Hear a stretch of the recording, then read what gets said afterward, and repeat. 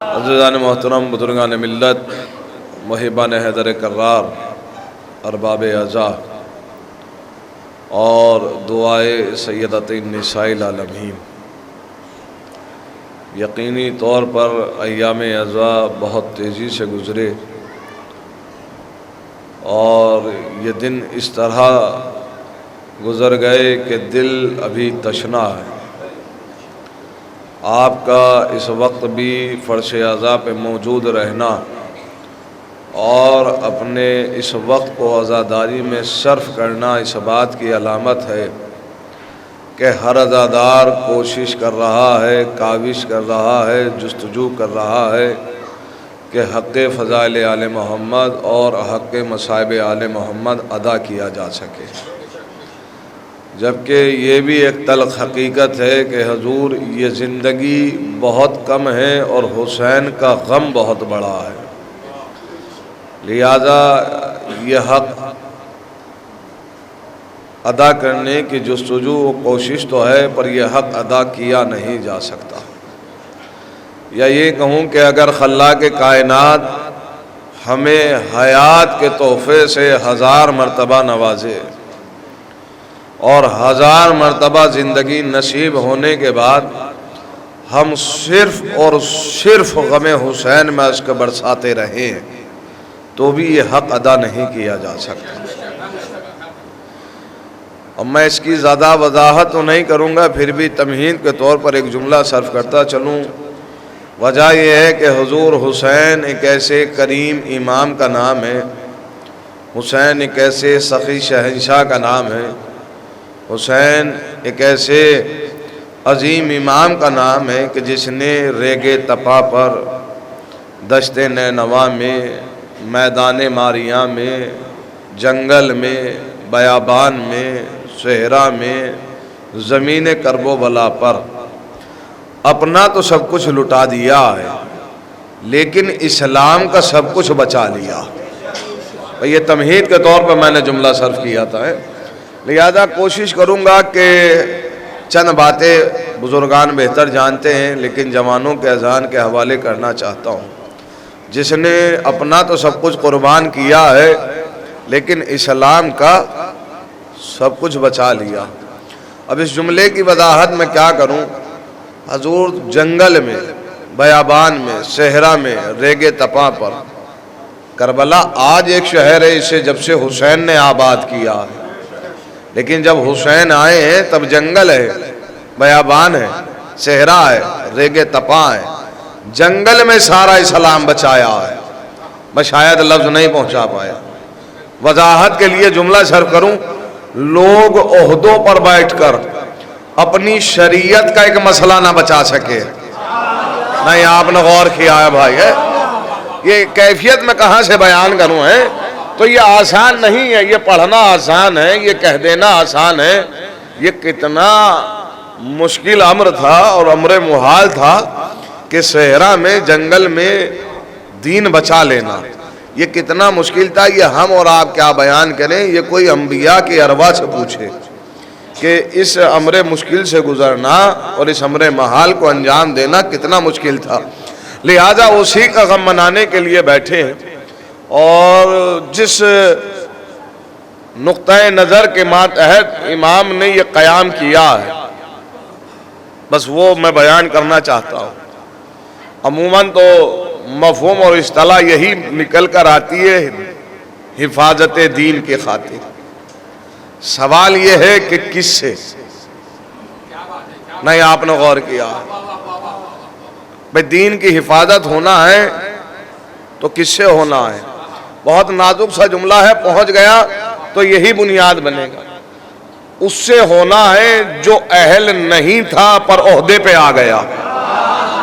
نہیں آپ نے غور کیا ہے، میں نے بہت نازک سا جملہ صرف کیا ہے نا، جو اہل نہیں تھا پر عہدے پر آ گیا ہے، اسی سے دین بچانا ہے۔ دیکھیں اگر وہ سماجی اعتبار سے کسی عہدے پر آتا تو شاید اتنا خطرہ نہ ہوتا، پر وہ آیا ہی دین کے عہدے پر ہے۔ نہیں آپ نے غور کیا ہے، یعنی کہنے کا مقصد یہ ہے کہ جب نااہل کے اختیار میں عہدے آتے ہیں تو تو پھر قیام کی ضرورت پڑتی ہے۔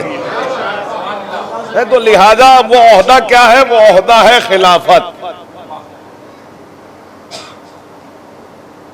ابھی آپ نے 28 سفر المظفر گزری ہے، امام حسن کے سلسلے سے مجالس رونما اور برپا کی گئی چاروں طرف، اور اس میں بیان کیا، اس میں ایک شرط یہ بھی تھی شریر شام سے جو صلح ہو رہی ہے کہ تو اپنے بعد کسی کو خلیفہ مقرر، تو وہ عہدہ کیا ہے جس کے خلاف قیام ہو رہا ہے؟ وہ کیا ہے؟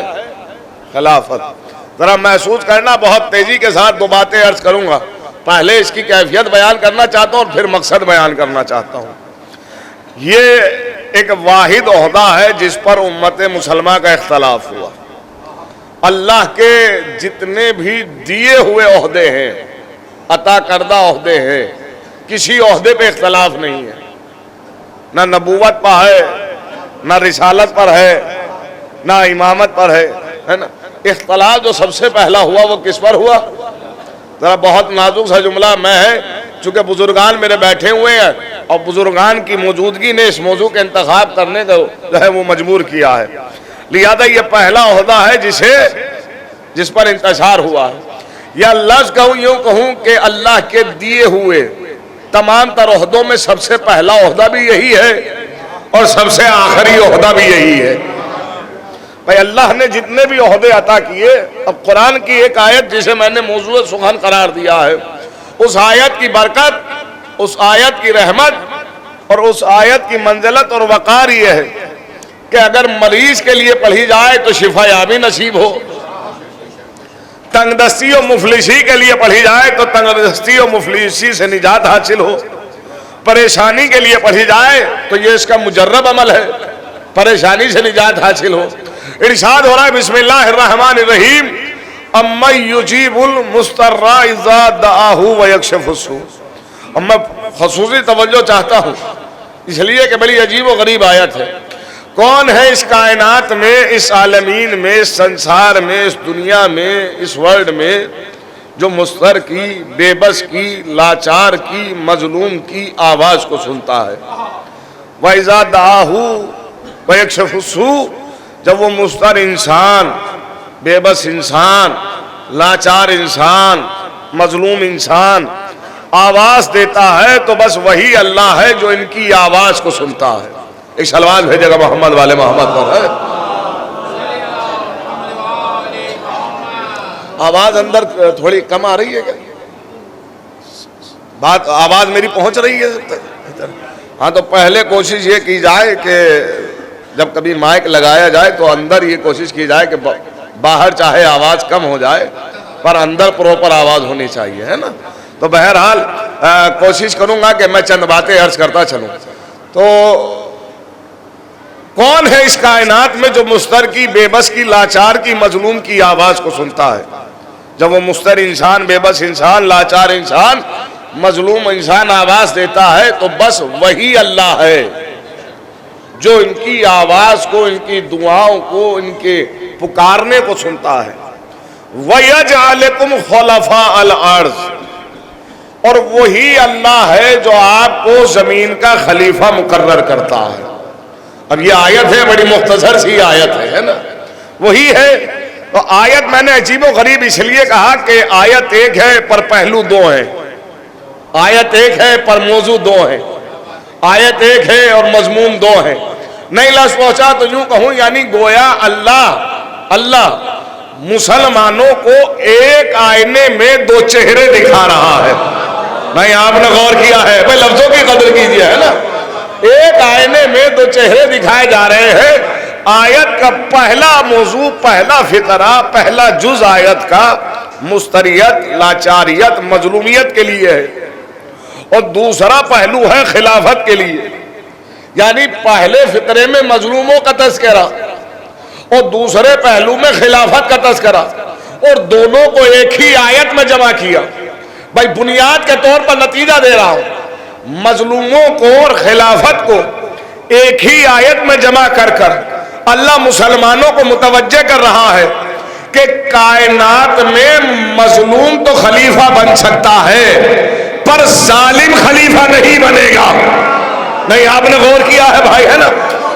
مظلومیت کے ساتھ خلافت کا ذکر ہونا اس بات کی علامت ہے کہ کائنات میں ہمارے عہدے پر مظلوم تو آ سکتے ہیں پر ظالم ہمارا دیے ہوئے عہدے پر. اور آپ دیکھیے قرآن مجید میں جہاں جہاں بھی خلافت و امامت کا ذکر ہوا ہے وہاں وہاں ظلم اور جور کی بات ضرور ہوئی, آئیڈینٹی کلیئر کی گئی ہے. میں یہ تمہید اور بنیاد کے طور پر چند آیتیں سنا رہا ہوں, ہے نا. جیسے پہلی خلافت ابو البشر صفی اللہ ہے, ابو البشر حضرت آدم علیہ السلام کے لیے اعلان ہو رہا ہے انی جاعل فی الارض.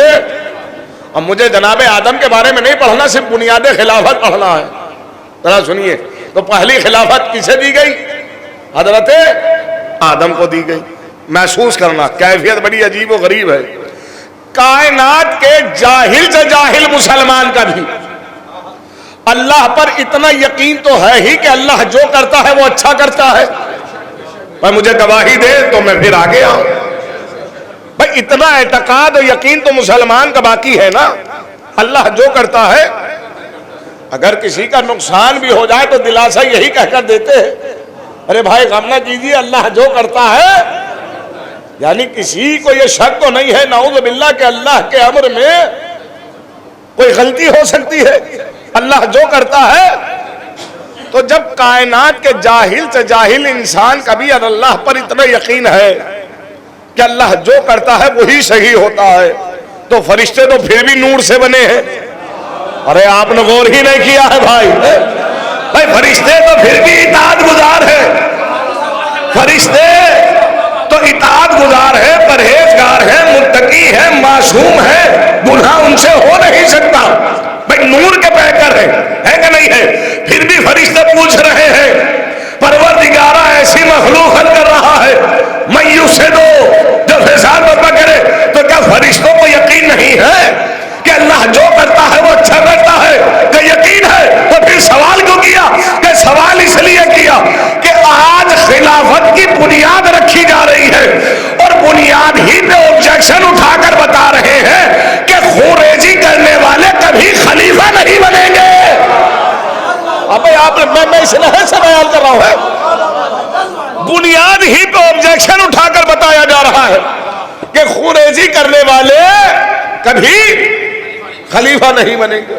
دوسرا مرحلہ, دوسرا ہوتا ہے امامت. انی جاعلک للناس اماما. ابراہیم ہم نے آپ کو انسانوں کا امام مقرر کیا. میں ذرا غور کیجئے, ہے نا, آپ تو صاحبان فہم ہیں, اگر میں ہر جملے کی وضاحت کروں گا تو میرا وقت بہت جائے گا. ہے تو کہا کہ دل میں اشتیاق ہوا نا, دعا کے لیے ہاتھ اٹھائے. دعا کرنے والے ہیں ابو الانبیاء, نبی, رسول, خلیل.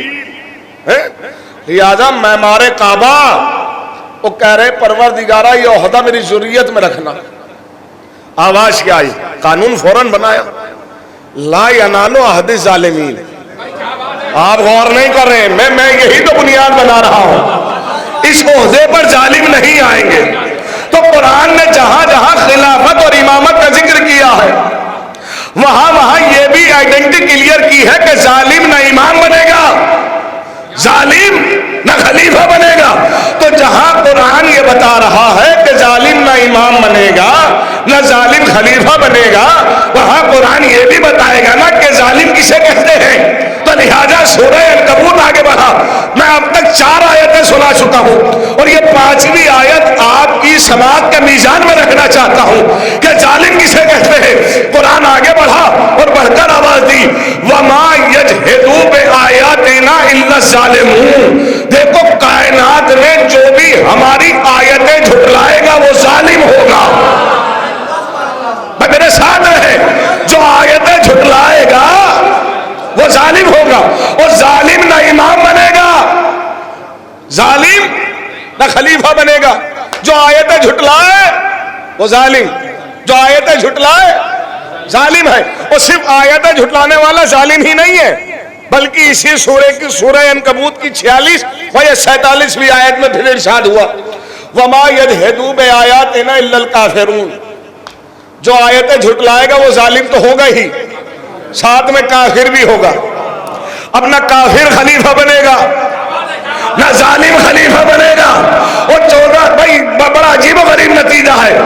یعنی جو آیتیں جھٹلائے وہ ظالم, جو آیتیں جھٹلائے وہ کافر. نہ کافر خلیفہ بنے گا نہ ظالم خلیفہ بنے گا. 1400 سال سے لے کے اب تک شیعہ یہی تو سمجھا رہے ہیں کہ فاطمہ دربار میں حق مانگنے نہیں گئی تھی, اوقات بتانے گئی تھی, اس لیے کہ فاطمہ آیتیں سنا رہی تھی, وہ جھٹلا رہا تھا.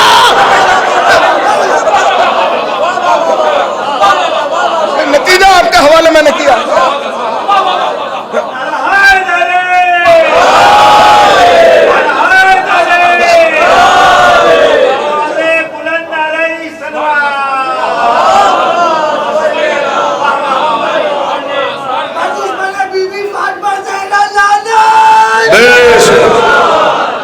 اگر مائک والے یہاں موجود ہوں تو اس کی کو جو ہے وہ کم کر دیجئے. ایک سلوات بھیجو محمد والے محمد پر ہے.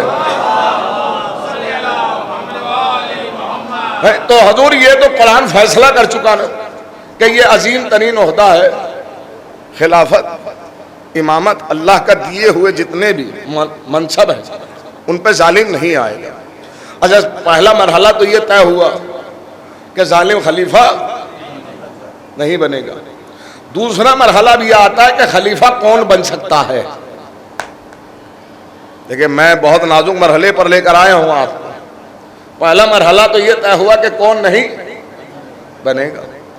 دوسرا مرحلہ یہ بنتا ہے کہ کون بن سکتا ہے. تو یہاں بھی قرآن مجید میں 3 خلیفہ ہیں کہ جن کی خلافت کا اعلان نام لے کر کیا گیا ہے. نام بھی بتایا ہے اور خلافت بھی دی ہے, اور خلافت کے ساتھ ساتھ بنیاد خلافت بتائیے کہ انہیں کیوں بنا رہا ہوں. دیکھیے یہ میں بہت نازک مرحلے پر آپ کو لایا ہوں. کیوں بنا رہا ہوں کہ ان میں کیا کوالٹی ہے جس بحاف پر انہیں خلافت مل رہی ہے نا. اب یہ بزرگان بیٹھے ہیں, اردو ادب سے آشنا ہے, لہذا پہلے بات روک کر ایک جملہ نتیجہ عرض کرتا چلوں. لفظ چونکہ تھوڑی سی لبوں پہ مسکراہٹ آئی تھی تو اس لیے میں عرض کر رہا ہوں. لفظ جب اپنے مقام سے ہٹتا ہے تو اپنا معیار کھو دیتا ہے.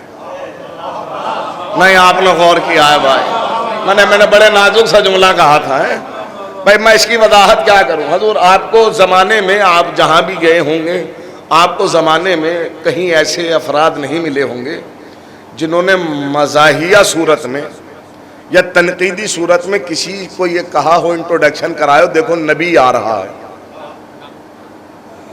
ہے نا, یا کسی نے مزاحیہ صورت میں کہا ہو دیکھو رسول آ رہا ہے, یا کسی نے مزاحیہ صورت میں کہا ہو کہ دیکھو امام آ رہا ہے. لیکن ہاں کہیں نہ کہیں کوئی نہ کوئی ایسا مل گیا ہوگا جسے زمانے والے خلیفہ کہتے ہوں گے. نہیں آپ نے غور کیا ہے. کیوں حضور؟ جب لفظ اپنے مقام سے ہٹتا ہے تو معیار کھو دیتا ہے. تو اس نے اپنا وجود کھو دیا, اس نے اپنی عزتیں کھو دی ہیں, اس لیے کہ اسے اس کے مقام سے ہٹایا گیا. تو لہذا سوال یہ ہے کہ کون بن سکتا ہے. قرآن مجید میں 3 خلیفہ جن کی خلافت کا اعلان بھی ہوا, نام بھی لیا گیا اور بنیاد خلافت بھی بتائی ہے نا. یہ میں عقلی بات کر رہا ہوں ہے نا, اور نقلی بات ہے چونکہ قرآن مجید میں موجود ہے دلیل کے ساتھ. پہلے خلیفہ حضرت آدم. تو فرشتے پوچھ رہے ہیں نا, میں نے ابھی عرض کیا کہ اسے کیوں بنا رہا ہے نا. اور اب اپنی عبادات کا ریفرنس دے رہے ہیں, حوالہ دے رہے ہیں کس کا؟ فرشتے اپنی عبادات کا. کہہ رہے ہیں نحنو نسبح ہو, پروردگارہ ہم تیری تسبیح کرتے ہیں, مقدس ہو تیری تقدیس کرتے ہیں, ہم میں سے کسی کو بنا دے. بھائی کس بات کا حوالہ دیا ہے مجھے بتائیں نا, عبادت کا نا. تو کیا اللہ نے خلافت دے دی؟ کسی فرشتے کو خلیفہ بنا دیا؟ عبادت کا ریفرنس دینے کے بعد خلافت نہیں ملی. یعنی پہلا مرحلہ تو یہ طے ہوا کہ تنہا عبادت کی وجہ سے تو خلیفہ نہیں بنے گا. نہیں آپ نے غور کیا ہے بھائی. ارے بھائی تنہا عبادت کی وجہ سے تو خلافت نہیں ملے گی, اس لیے کہ اگر ملتی تو فرشتوں کو مل جاتی. لیکن اب سوال ہو رہا ہے اسے کیوں بنا رہا ہے. یہ ہے وہ بنیاد خلافت. آدم کو ہی خلافت کیوں مل رہی ہے؟ دیکھیے 1000 دفعہ آپ نے سنا ہے، لیکن ایک گوشہ ہے اور نئی نہج سے گوشہ پیش کرنے کی کوشش کر رہا ہوں۔ اب اللہ بتا رہا ہے بنیاد خلافت کے کیوں، بتا بھی رہا ہے، چیلنج بھی رکھ رہا ہے اور آفر بھی ہے، چیلنج بھی ہے اور آفر بھی ہے، اور بنیاد خلافت بھی وضع کر رہا ہے۔ کیوں دی؟ علمہ آدم الاسماء کلہا، اللہ نے آدم کو تمام اسماء کا علم دے دیا، یہی تو بنیاد خلافت ہے۔ فرشتوں کے سوال میں اللہ بتا رہا ہے کہ ہم نے اسے علم دے دیا، اور پھر ایک چیلنج اور آفر بھی رکھ دیا، چیلنج بھی ہے اور آفر بھی ہے۔ وہ کہہ رہا انبئونی، تم مجھے وہ نام بتا دو جو ہم نے آدم کو دیے ہیں۔ یہ چیلنج بھی ہے آفر بھی ہے، یعنی چیلنج تو یہ ہے کہ تم بتا نہیں پاؤ گے، آفر یہ ہے اگر بتا دو تو خلافت لے جاؤ۔ ارے آپ نے غور ہی نہیں کیا ہے بھائی، ہے نا؟ تو چیلنج بھی ہے اور آفر بھی ہے، پر کوئی نہ بتا سکا۔ یعنی فرشتوں کی بزم میں پہلی خلافت کی، آدم کی خلافت کی بنیاد بنا علم۔ نہیں، آپ نے غور کیا ہے بھائی، علم، اور ہر علم نہیں، وہ علم جو اللہ نے عطا کیا ہو۔ تو آدم کی بنیاد خلافت کیا ہے؟ علم۔ دوسرے خلیفہ ہیں حضرت داؤد۔ یا داؤد، اے داؤد، انا جعلناک خلیفۃ فی الارض، اے داؤد ہم نے آپ کو زمین پر خلیفہ مقرر کیا۔ بھائی آیتیں میں اس لیے سنا رہا ہوں تاکہ یہ حوالہ جات کی دنیا کے افراد حوالہ نہ مانگے۔ نہیں، آپ نے غور کیا ہے بھائی، میں چاہوں تو روایتوں سے کام لے سکتا ہوں، ہے نا؟ تو لہذا میں تو آیت اس لیے سنا رہا ہوں تاکہ بات مبہم نہ رہ جائے ہے۔ اے داؤد ہم نے آپ کو زمین کا خلیفہ مقرر کیا، تو یہ دوسرے خلیفہ زمین پر بن رہے ہیں اعلانیہ طور پر۔ تو کہیں ایسا نہ ہو کہ جیسے آدم کے بارے میں پوچھا جا رہا ہے کہ انہیں کیوں بنا رہا ہے، تو پھر کہیں یہ سوال نہ اٹھے۔ تو لہذا اللہ نے فوراً بتایا کہ کیوں بنا رہا ہوں، فَحْكُمْ بَيْنَ النَّاسِ بِالْحَقِّ، تاکہ تم لوگوں کے درمیان حق کے ساتھ فیصلہ کرو۔ آج کے یہ لفظ پہنچ جاتا، مجھے مجلس تمام کر دینی تھی اس نتیجے پر، ہے کیا کہ تاکہ تم لوگوں کے درمیان حق کے ساتھ فیصلہ کرو۔ آدم کی بنیاد خلافت کیا بنا؟ علم۔ داؤد کی بنیاد خلافت کیا بنا؟ حق۔ حق۔ تیسرے خلیفہ ہیں حضرت ہارون۔ جناب موسیٰ 40 شبوں کے لیے کوہ طور پر جا رہے ہیں، آواز آئی کہ امت کو کس کے حوالے کر کر آ رہے ہو؟ کہ پروردگارہ تو بتا کہ اپنا خلیفہ بنا کر آؤ۔ کہ کسے بناؤ؟ کہ اسے کہ جس کے لیے دعا کی تھی، یعنی اپنے بھائی ہارون کو بناؤ۔ تو جہاں سورہ بقرہ قال موسیٰ لأخی ہارون، موسیٰ نے اپنے بھائی ہارون سے کہا اخلفنی فی قومی، اے ہارون تم میری قوم میں میرے خلیفہ بن گئے۔ آپ نے غور ہی نہیں کیا ہے، ہارون کی بنیاد خلافت بنا نشر رسالت، یعنی رسول کا گواہی دینا، رسول کا اعلان کرنا۔ بھائی قرآن میں 3 خلیفہ اور تینوں کی بنیاد خلافت، آدم کی بنیاد خلافت علم، داؤد کی بنیاد خلافت حق، اور ہارون کی بنیاد خلافت رسول کا گواہی دینا۔ اب ان تینوں صفات میں سے کوئی ایک صفت بھی کسی میں مل جائے آپ خلیفہ مان لیجئے۔ ارے میں نے حسن طنز سے کام لیا ہے، بھائی ان تینوں کوالٹی میں سے کوئی ایک بھی کسی میں مل جائے آپ خلیفہ مان لیجئے۔ ورنہ ہم سے پوچھو ہم نے علی کا کیوں مانا ہے، ہم بتائیں گے اس لیے کہ آدم کی بنیاد خلافت علم، تو علی کے علم کا عالم یہ ہے کہ منبر کوفہ میں کہا گیا سلونی سلونی۔ بھائی ہم سے پوچھو کہ ہم نے علی کو کیوں مانا، آدم کی بنیاد خلافت علم، تو علی کے علم کا عالم یہ ہے کہ نبی کہہ رہے ہیں انا مدینۃ العلم وعلی بابھا۔ مجھے نہیں معلوم ہے یہ نتیجہ کہاں تک پہنچے گا۔ داؤد کی بنیاد خلافت ہے حق، تو مسجد نبوی کے محراب میں بچھے ہوئے مصلی پر نبی اکرم کی یہ دعا تاریخ کے دامن میں آج بھی محفوظ ہے کہ کہ نبی نے ہاتھوں کو اٹھایا اور دعا کی، اے پروردگار تو حق کو ادھر ادھر موڑ دے جدھر جدھر علی مڑ جائے۔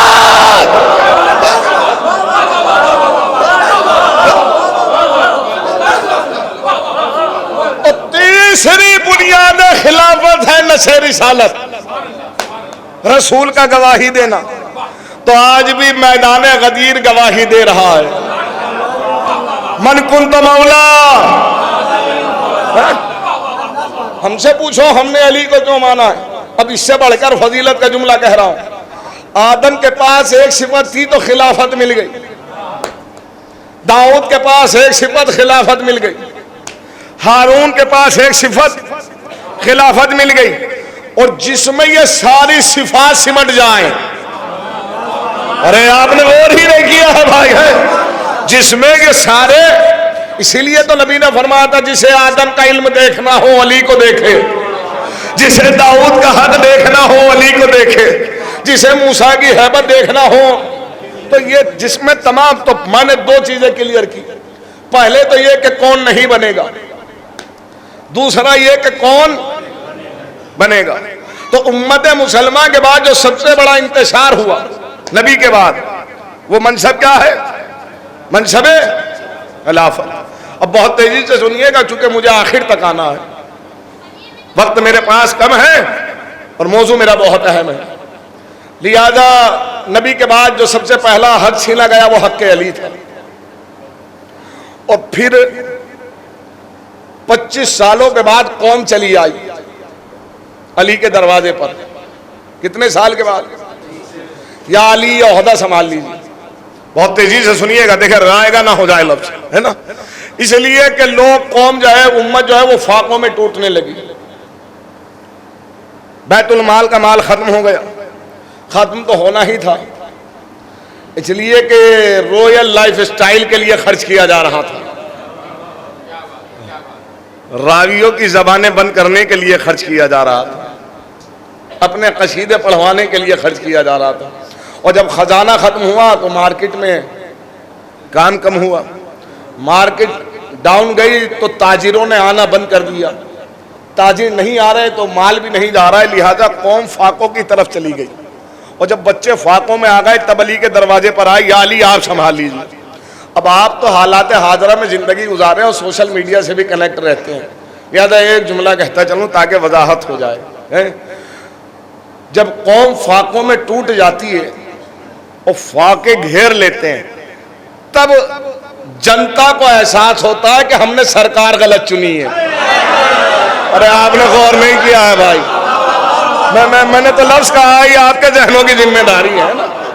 اس لیے کہ وجہ یہ ہے کہ فاقے انقلاب کی بنیاد بنتے ہیں۔ کاش کہ یہ لفظ پہنچ جاتا۔ خالی پیٹ ضمیر کو سونے نہیں دیتا، عقل کو سونے نہیں دیتا خالی پیٹ۔ یہی وجہ ہے کہ مولا کائنات نے فرمایا کم کھایا کرو تاکہ ضمیر روشن رہے۔ آپ نے غور ہی نہیں کیا ہے بھائی، ہے نا؟ اس لیے کہ زیادہ کھانا جو ہے عقل پر غنودگی لاتا ہے۔ مولا نے جو فرمایا نا کم کھایا کرو تاکہ عقل روشن رہے، تاکہ ضمیر روشن رہے۔ خیر امت چلی آئی، مولا نے ٹھوکر ماری، ایک دفعہ، دو دفعہ، تین دفعہ، اور پھر محشر کا حوالہ دے کر کہا کہ محشر کے میدان میں شکایت کریں گے۔ مولا کائنات نے عہدے کو قبول کیا اور کہا کہ شرائط میرے ہوں گے۔ اب جو یہاں جوان بیٹھے ہیں ان کے لیے عرض کر رہا ہوں، اگر کسی بستی کا جوان کسی عہدے پر فائز ہو جائے تو اس کی پہلی کوشش کیا ہوتی ہے؟ اس کی پہلی کوشش یہ ہوتی ہے کہ وہ اپنی بستی کو ڈیولپمنٹ کی طرف لائے۔ ہوتی ہے کہ نہیں ہوتی ہے نا؟ سماجی اعتبار سے، اب یہ میں اسلامی اعتبار سے نہیں کہہ رہا ہوں اور معیاری اعتبار سے نہیں کہہ رہا ہوں، حکومتی اعتبار سے مدینے کا سٹیٹس ہے پائیتخت، کیپٹل، یہی ہے نا مدینہ۔ علی کی زندگی مدینے میں گزری، علی کے بچے مدینے میں پروان چڑھے، قبر رسالت مہام مدینے میں، قبر جناب سیدہ، یہ سب علی کا گھر ہے نا۔ علی کو جب عہدہ ملا تو مدینے کے سٹیٹس کو اور بلند کرنا چاہیے تھا، لیکن علی نے کیا کیا کہ آج کے بعد جو ہے وہ پائیتخت مدینہ نہیں ہوگا۔ بھائی میرے پاس اس سے آسان الفاظ نہیں ہے سمجھانے کے لیے، بلکہ پائیتخت کیا ہوگا؟ کوفہ ہوگا۔ جبکہ فطرت انسانی ہے جب عہدہ آتا ہے تو اپنی بستی کو اسٹیٹس کے اعتبار سے بلند کیا جاتا ہے، پر علی نے حکومتی اعتبار سے مدینے کا اسٹیٹس کم کیا اور کوفے کے اسٹیٹس کو بلند کیا۔ وجہ کیا ہے میں اس کی وضاحت نہیں کروں گا، اس لیے کہ آپ تاریخ داں ہیں، تاریخ کے اوراق پر آپ کی نظریں ہیں، لہذا جملہ کہہ رہا ہوں۔ وجہ کیا ہے؟ وجہ یہ ہے کہ خلافت کے درخت کو جو دیمکیں لگی ہوئی تھیں، ان دیمکوں نے درخت تو چاٹ لیا تھا پر دیمکیں زندہ تھیں۔ اگر تاریخ آپ کے ذہن میں ہے تو لطف لیجئے جملے کا، بھئی وہ دیمکیں ابھی بھی زندہ تھیں، لہذا دیمکوں کے منصوبے فیل کرنے کے لیے زمین کا بدلنا ضروری تھا۔ ہائے ہائے کاش کہ یہ جملہ پہنچے، آپ میرے ساتھ ہو جائیں۔ لہذا وہ پلاننگ فیل کرنے کے لیے، دیمکوں کا منصوبے فیل کرنے کے لیے زمین کا بدلنا، لہذا علی نے زمین کو بدلا۔ اور اب جب خلافت علی کو ملی اور کوفے میں یہ اعلان ہو گیا کہ سب اپنے گھروں میں چلے جائیں، اس لیے کہ علی اہل خانہ کے ساتھ آ رہے ہیں، ہمارے یہاں کوفے پہ پردے ٹنگوا دیے گئے، علی داخل ہو گئے اور اب اعلان کیا گیا کہ سب مسجد میں جمع ہو جائیں، علی جو ہے وہ مومن لوگوں سے، مسلمانوں سے، مومنین سے خطاب کریں گے۔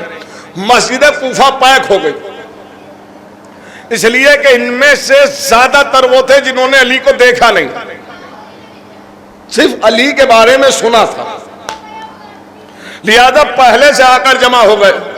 اب علی چلے اپنے گھر سے، جب گھر سے چلے تو تاریخ نے لکھا کہ پیوند لگی ہوئی ابا اپنے دوست پر ڈالی، ہاتھوں سے سلی ہوئی جوتیاں پہنی، کمال جاؤں میں علی کی شان پر، ذرا جملہ رائیگا نہ ہو جائے۔ ڈھونڈنے والوں کو بھی جب بہت ڈھونڈا تو علی کی ابا میں پیوند تو نظر آئے ہیں پر کوئی دھبا نظر نہیں آیا۔ کاش کہ یہ لفظ بہت زیادہ، بھائی میں نے تو بڑا نازک سے جملہ کہا ہے، بھائی ڈھونڈنے والوں کو جب بہت ڈھونڈا تو علی کی ابا میں پیوند تو نظر آ گئے پر دھبا نظر نہیں آیا، ہے نا؟ لہذا وہ جب پہنچے، اب ذرا اس کیفیت کو محسوس کیجئے اور اس کو آپ سمجھ بھی سکتے ہیں چونکہ پروٹوکول کا زمانہ ہے۔ اب تک کوئی بھی خلیفہ کوفے میں آیا نہیں تھا، اب تک جو بھی آتا تھا وہ خلیفہ کا وزیر آتا تھا، خلیفہ کا مشیر آتا تھا، نمائندہ آتا تھا، یا خلیفہ جسے گورنر بناتا تھا وہ کوفے میں آتا تھا۔ تو جب گورنر کوفے میں آتے تھے تو پروٹوکول یہ ہوتا تھا، ادھر سپاہی نگارے بجا رہے ہیں، راستے خالی کیے جائے، خلیفہ کا گورنر آ رہا ہے۔ تو کوفے والوں نے خلیفہ کے گورنر کا پروٹوکول دیکھا ہوا تھا، نہیں آپ غور کر رہے ہیں؟ تو جب گورنر کا یہ پروٹوکول ہے تو جب خلیفہ آئے گا، علی آ رہے ہیں خلیفۃ المسلمین بن کر، تو لوگوں کے ذہنوں میں یہی ہے کہ جب خلیفہ آئے گا تو نگارے ہوں گے، شور شرابہ ہوگا، ہوشیار کیا جائے گا، خبردار کیا جائے گا، ہے؟ لیکن تاریخ نے لکھا علی پیوند لگی ہوئی ابا، سلی ہوئی جوتیاں، خرامہ گھر سے نکلے اور مسجد کوفہ کے دروازے پہ جا پہنچے جہاں مجمع پیک ہے۔ جو سب سے آخر میں کھڑا تھا اس کے دوست پہ ہاتھ رکھا اور کہا بھائی راستہ دو تاکہ اندر داخل ہو جاؤں۔ اب اس نے فوراً کہا کہ حضور جانتا تو نہیں ہے کون ہے؟ کہ بہت پہلے آیا تھا تو یہاں جگہ ملی ہے اور تم آتے ہی چاہتے یہ ہو کہ اندر چلے جائیں۔ تو مولا نے فرمایا کس کے استقبال میں کھڑے ہو، کس لیے جمع ہوئے ہو؟ کہ خلیفۃ المسلمین علی ابن ابی طالب کے۔ یہ کہنا تھا کہ مولا نے اپنے سینے پہ ہاتھ رکھا اور کہا وہ علی میں ہی ہوں۔ میری پوری زندگی کی خطابت ایک طرف اور اس کوفی کی زبان سے نکلا ہوا فقرہ ایک طرف، میں پوری زندگی قربان کر دوں اس ایک کوفی کے فیصلے پر۔ جیسے یہ سنا اس نے علی کو سر سے پاؤں تک دیکھا، پاؤں سے سر تک دیکھا، سلی ہوئی جوتیاں دیکھی، پیوند لگی ہوئی ابا دیکھی اور مسجد کوفہ کا رخ کر کے کہا اے کوفے کے لوگوں راستہ دو، اس لیے کہ اسلام کا حقیقی خلیفہ آ رہا ہے،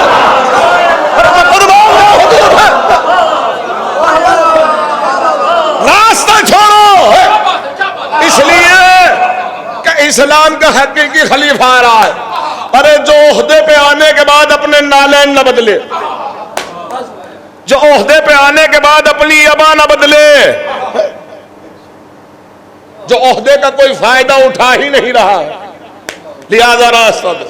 اچھا راستہ دیا گیا، مولا مسجد میں گئے اور حمد باری تعالیٰ میں ایک وسیع خطبہ نہج بلاغہ میں موجود ہے جو مولا کائنات نے پیش کیا، اور اس کے بعد جب خطبہ کر چکے اور حمد باری تعالیٰ بیان کر چکے، کچھ قانون منسوخ کیے، کچھ نافذ کیے، کچھ بنائے، کچھ لاگو کیے ہیں، کچھ ختم کیے۔ مجھے سارے قانون تو نہیں پڑھنے، لیکن ایک قانون دل چاہتا ہے کہ پڑھ دوں، پھر نہیں پتا کہ کانپور میں کب آنا ہو، تو لہذا عرض کروں ان تمام تر قانون میں ایک قانون یہ تھا کہ اب تک کسی بھی نسبت سے، نسبت یعنی کسی بھی آئیڈینٹی کے ذریعے، چاہے وہ نبی کی رشتہ داری کی حیثیت سے کہ ہم نبی کے رشتہ دار ہیں، چاہے اس نسبت سے یا پھر عہدے کی نسبت سے، اب تک کسی بھی نسبت سے جو بیت المال سے ایکسٹرا وظیفہ کھا رہے تھے سب کا بند کر دو۔ نہیں آپ نے غور کیا ہے بھائی، نہیں پتہ نہیں اب یہ جملہ کہاں تک جانا چاہیے۔ اور پھر اس سے بات یہی ختم نہیں ہوئی، بات تو اس سے آگے بڑھی اور کہا کہ صرف ختم نہیں کرو بلکہ اب تک جتنا کھا چکے ہیں سب واپس لاؤ۔ بھائی کاش کہ یہ لفظ سے یہی قانون تو جمل کی وجہ بنا۔ ارے آپ نے تعریف پر غور ہی نہیں کیا ہے، بھائی یہی قانون تو جمل کی وجہ بنا، اس لیے کہ وظیفہ بند ہو گیا تو رائل اسٹائل بند ہو گیا، رائل اسٹائل بند ہو گیا تو اب یہ زندگی کا اخراجات کیسے سر کیے جائے، اور اب وہ صرف بند ہی نہیں ہوا، یہ دینا بھی تو ہے، یہ دیا کہاں سے جائے، اور پھر یہ پابندی لگا دی گئی جب تک نہ دیا جائے کوئی بستی چھوڑ کر نہیں جائے گا۔ نہیں آپ غور کر رہے ہیں، ارے بھائی اسے کہتے ہیں نظر بند کرنا، نہیں آپ سمجھ رہے ہیں، آپ کیفیت کو نہیں سمجھ، میں اس سے زیادہ وضاحت نہیں کر کے پڑھ سکتا ہے، تو لہذا یہی مدعا بنا۔ اب ذرا غور سے سنیے، اب یہ علی کی حکومت کا پہلا دن ہے نا، اب یہ تو 1400 سال پہلی بات تھی، لیکن اب میں آج کے زمانے تک اسے لا رہا ہوں۔ علی کی حکومت کا پہلا دن اور پہلا قانون یہ بنا کہ جو بھی ناجائز کھا رہا ہے سب کا بند کر دو، اور بند ہی نہیں کرو واپس بھی لایا جائے۔ اب جسے یقین ہے کہ جب وقت کا امام آئے گا وہی حکومت قائم کرے گا، اگر آپ اس پہ خاموش رہے تو میرے پڑھنے کا کوئی فائدہ نہیں ہے۔ جسے یقین ہے کہ وہی حکومت قائم ہوگی، تو اگر کوئی درگاہ کا کھا رہا ہو، اگر کوئی عزا خانوں کا کھا رہا ہو، اگر کوئی مسجدوں کا کھا رہا ہو، اگر کوئی انجمنوں کا کھا رہا ہو، اور اگر کوئی وقف کا کھا رہا ہو، تو بھائی یہ سوچ کے کھائے کہ یہ بند ہی نہیں ہوگا۔ نہیں آپ نے غور کیا ہے بھائی، تو ہوشیار ہو، عقل کو ہوش کے ناخون دو، دانائی و حکمت سے کام لو۔ اللہ نے کفن میں جیب نہیں رکھی ہے، یہ لباس ایسا ہے جسے بنا جیب کے واجب قرار دیا گیا، لہذا آج تو دینے کی کیپیسٹی ہے، ابھی سدھر جاؤ، وہاں موقع نہیں ملے گا۔ لہذا یہ ہے علی کی حکومت، تو لہذا یہی مدعا بنا۔ لیکن اب یہ بھی عجیب و غریب بات ہے کہ جملہ عرض کرتا چلوں، اس منزل پر آیا، میں نے کہا نا اس پہ اختلاف ہے نا۔ اچھا یہ چونکہ امام حسن نے یہی قید لگائی تھی، بھائی جب صلح کی اور صلح ہونے کے بعد شریر شام، دیکھیں میں کبھی بھی فقیر نہیں کہتا، اس لیے کہ فقیر عزت دار لفظ ہے، آپ نے غور ہی نہیں کیا ہے۔ فاسق شام کہو، شریر شام کہو، ذلیل شام کہو، حقیر شام کہو، لیکن فقیر شام اس لیے کہ یہ عزت رکھتا ہے لفظ، یہ ہماری زیارتوں میں موجود ہے، یہ قرآن کی آیات میں موجود ہے، اور جب ہم کہتے ہیں کہ ہم ان کے در کے فقیر ہیں تو لفظ کا معیار نہ گراؤ، لفظ کی عزت کو مت کھو، لہذا وہ شریر شان تھا۔ صلح ہونے کے بعد جب مسجد کوفہ میں داخل ہوا تو شریر شام چاہتا یہ ہے، اب منبر پر گیا اور بیان کر رہا ہے، اب امام حسن کو مخاطب کیا، جملہ حضور رائے گا نہ ہو جائے، خدا میرے الفاظوں کو توفیق دے کہ یہ نتیجہ میں پہنچا سکوں، میں منزل تک آ گیا، تو لہذا ابھی میرے پاس وقت ہے، مجھے غالباً 20 منٹ اور پڑھنا ہے، تو اچھا یہ میں بتا دوں، یہ 20 منٹ میرا ارادہ ہے، میرا وعدہ نہیں ہے۔ تو خطیب جو ٹائم دیتا ہے وہ ارادے کے تحت دیتا ہے، وعدے کے تحت نہیں دیتا ہے نا، تو اسے وعدہ نہ سمجھا جائے، اس لیے کہ ارادہ عمل کی ابتدا کا نام ہے اور وعدہ عمل کی انتہا کا نام ہے نا، تو یہ میرا ارادہ ہے، ہو سکتا ہے میں 10 منٹ میں ہی بات کو تمام کر دوں، تو لہذا کیفیت کو محسوس کیجئے گا۔ تو جب یہ شریر شام منبر کوفہ پہ گیا، حسن بیٹھے ہوئے ہیں، پہلو میں امام حسین، ساسا بن سوحال ہیں، متوالے ہیں علی کے، تو اب شریر شام نے کہا حسن جب صلح ہو چکی، حسن جب صلح ہو چکی ہے تو اب حسین سے کہو کہ میرے ہاتھ پہ بیعت کریں۔ دیکھیں حضور یہ رائے گا نہ ہو جائے، مجھے میں نے کہا تھا اسے اختتام تک لانا ہے، اور جب صلح ہو چکی ہے تو اب حسین سے کہو کہ میرے ہاتھ پر بیعت کریں۔ امام نے فرمایا سنو، صلح کا مطلب بیعت نہیں ہے، صلح 2 گروہوں میں معاہدے کو کہا جاتا ہے، 2 گروہوں کے درمیان ایک معاہدہ ہے اور اس معاہدے کو صلح کہا جاتا ہے، لہذا حسین بیعت نہیں کریں گے، لیکن جب اس کا اصرار اور بڑھا اور اس سے آگے بڑھ کر کہا کہ کیسے نہیں کریں گے جب میں خلیفہ ہوں، تو حسین کو بیعت کرنا پڑے گی۔ اب ذرا جملہ سنیے امام حسن نے کیا فرمایا، فوراً کہا کہ بالکل نہیں کریں گے، اور کیوں نہیں کریں گے اتنا سن لے کہ شجرہ طیبہ والے شجرہ خبیثہ کے ہاتھ پہ بیعت نہیں کرتے۔ کاش کہ اللہ سوچے، میں نے بہت نازک مرحلہ بیان کیا ہے نا، کہاں ہم شجرہ طیبہ والے اور کہاں، لہذا ہم بیعت، لہذا اور یہ تجھے بھی حق نہیں ہے کہ تو اپنے بعد کسی کو مقرر، پر ایسا ہوا ایک یزید جسے کہا جاتا ہے وہ خلیفہ مقرر ہوا اور دین میں چینجز آئے۔ میں نے کہا تھا کہ قیام بچایا کس سے جا رہا ہے دین کو۔ اب امام حسین نکلے ہیں، میں نے کہا 20 منٹ مجھے چاہیے اور میں بات کو تمام کروں گا۔ یوں تو مدینے سے لے کر اور شام تک کا سفر مصیبتوں سے بھرا ہوا، کوئی منزل ایسی نہیں جہاں سننے کے بعد رونا نہ آئے، گریا نہ آئے، لہذا لیکن میری آپ سے گزارش ہے، اگر آپ دلوں پہ قابو رہا تو مجھ میں پڑھنے کی ہمت رہے گی، اور اگر آپ خود مسائل کی طرف چلے گئے تو پھر میں مفہوم بیان نہیں کر پاؤں گا، کیفیت بدل جاتی ہے، اور میں بار بار بھی آپ کو رونے سے نہیں روکوں گا، اس لیے کہ میں خطا کا مرتکب نہیں ہونا چاہتا، تو لہذا بس گزارش ہے آپ سے، اگر قابو ہو سکا تو امام چلے ہیں۔ اور حنفیہ نے 26 رجب کو پوچھا کہ بھائی نکل کیوں رہے ہیں، بہت تیزی سے مقصد سنیے گا، تو امام نے کیا فرمایا جناب محمد حنفیہ سے، امت کی اصلاح کے لیے، ہے نا، مقصد حسین کیا ہے،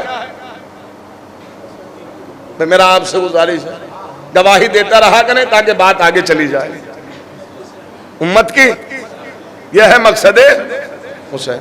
اب میرا آپ سے سوال ہے، حسین اپنے مقصد میں کامیاب ہوئے کہ نہیں؟ کسی کو شک تو نہیں ہے، ہوئے نا، اور مقصد کیا ہے، امت کی اصلاح، یعنی کوئی خاص قبیلہ ہے جس کی اصلاح ہو چکی، نہیں آپ نے غور نہیں، مجھے معلوم نہیں تھا یہ جملہ آپ نے ایسے محسوس کریں گے، میں لفظ بدلوں تو یوں کہوں سنیں، امت کی اصلاح ہو چکی، ہر نماز پڑھنے والا امت میں نہیں ہے، امت میں وہی ہے جس کی اصلاح ہو چکی، نہیں آپ نے غور کیا ہے، میں نے جو نازو سے مرحلہ کیا ہے، بھائی چونکہ حسین مقصد میں کامیاب ہو چکے ہیں، ایسا تو نہیں ہے کہ ہونا باقی ہے، ہو چکے ہیں، یعنی اصلاح ہو چکی ہے۔ اب ذرا کیفیت کو سننا، یہ جواب کس سے دیا؟ محمد حنفیہ سے۔ جناب ام سلمہ نے پوچھا 27 رجب کو، بہت تیزی سے سنیے گا، کہ بیٹا عراق کی طرف نہ جائیں، میں نے آپ کے جج سے حدیث سنی. تو کہا اماں مجھے جانے دے، وہ وقت مقررہ ہے جس کی طرف مجھے جانا ہے. جناب محمد حنفیہ سے کیا کہا؟ اصلاح ہے. اور جناب ام سلمہ سے کیا فرمایا؟ مقررہ وقت کی طرف. اب کتاب کا نام دے دوں اس لیے کہ تاکہ بعد میں کوئی مرحلہ نہ رہے. شیخ محمد عباس قمی، کسی تعارف کے محتاج نہیں ہے. شقت المحدثین، رئیس المحدثین ہے نا. اور قوم کو سب سے بڑا تحفہ ان کی جانب سے مفاتیح الجنان ہے. امام کی تمام تر زیارات اور تمام تر دعاؤں کو، تمام تر وظیفوں کو جمع کرنے والے جناب شیخ محمد عباس قمی. انہی کی کتاب ہے منتہم الاعمال. انہوں نے لکھا کہ شب 28 رجب جنات کا ایک قبیلہ آیا اور کہا کہ حسین اے فرزند رسول، آپ مدینے سے نہ نکلیے، ہم آپ کے دشمنوں کو بنفس نفیس پہچانتے ہیں. بنفس نفیس کی وضاحت تو نہیں ہے نا، یعنی آئیڈینٹیکلی پہچانتے ہیں، یعنی حسب نسب کے ذریعے پہچانتے ہیں کہ آپ کا دشمن کون ہے. ہمیں اجازت دیجیے تاکہ ہم آپ کے دشمنوں کو واصل جہنم کریں. تو امام نے فرمایا کیا تم یہ سمجھتے ہو کہ حسین یہ اختیار نہیں رکھتا؟ ارے میں قربان جاؤں آپ کی سماعتوں کا حضور ہے. کیا تم یہ سمجھتے ہو کہ حسین یہ اختیار نہیں رکھتا؟ مجھے حضور دربار شام تک جانا ہے، اس لیے میں نے یہ کیفیت بیان کی ہے. تو کہا بے شک رکھتے ہیں. تو کہا نہیں، آپ واپس چلے جاؤ. چلے گئے. پھر اسی شب میں آسمانوں سے فرشتوں کا ایک گروہ نازل ہوا. کس کا؟ اور کہا کہ فرزند رسول جب سے آپ نے مدینہ چھوڑنے کا قصد کیا ہے آسمان کے مکینوں میں مغمومیت کا سما، لہذا آپ مدینہ نہ چھوڑیے، ہمیں اجازت دیجیے تاکہ ہم آپ کے دشمنوں کو واصل جہنم کریں. وہی جملے جو قبیلہ جنات نے کہے تھے. امام نے فرمایا کہ نہیں، واپس چلے جاؤ. یہ کس سے کہا؟ فرشتوں سے. ابھی تم واپس چلے جاؤ اور روز عاشور آنا. مصائب نہیں پڑھ رہا. کب آنا؟ جناب محمد حنفیہ نے پوچھا تو کیا کہا؟ امت کی. لیکن یہ تو نہیں کہا بھائی روز عاشور آ جانا. ذرا محسوس کرنا کیفیت کو. جناب ام سلمہ نے پوچھا تو کہا وقت مقررہ کی طرف جا رہا ہوں. یہ تو نہیں کہا کسی کو روز عاشور بھیج دینا. جنات سے بھی نہیں کہا کہ روزے. حضور بہت منفرد نتیجہ دینے جا رہا ہوں، لیکن فرشتوں سے کہا کہ روزے عاشور آنا. خدا میرے الفاظوں کو توفیق دے اور میرے جگر کو وہ ہمت دے کہ میں آپ کے قلوب تک یہ کیفیت پہنچا سکوں. صرف فرشتوں کو بلایا. کیوں؟ اس لیے کہ یہ فرشتے ہی تھے جنہیں انتخاب الہی پہ اعتراض تھا. ارے مجھے نہیں معلوم ہے، میں نے کہا منفرد نتیجہ دینے جا رہا ہوں. بھئی یہ فرشتے ہی تھے جنہیں انتخاب الہی پہ معترض تھے. اللہ جب اپنی حجت قائم کر رہا تھا تو یہی کہہ رہے تھے میوسے دو یہ فیصاب پر پہ کہنے والے. لہذا حسین نے کہا روزے عاشور آنا تاکہ بتائے کہ جنہیں تم فساد کرنے والے کہہ رہے ہو دیکھنا ان کا جذبہ قربانی کیا ہے.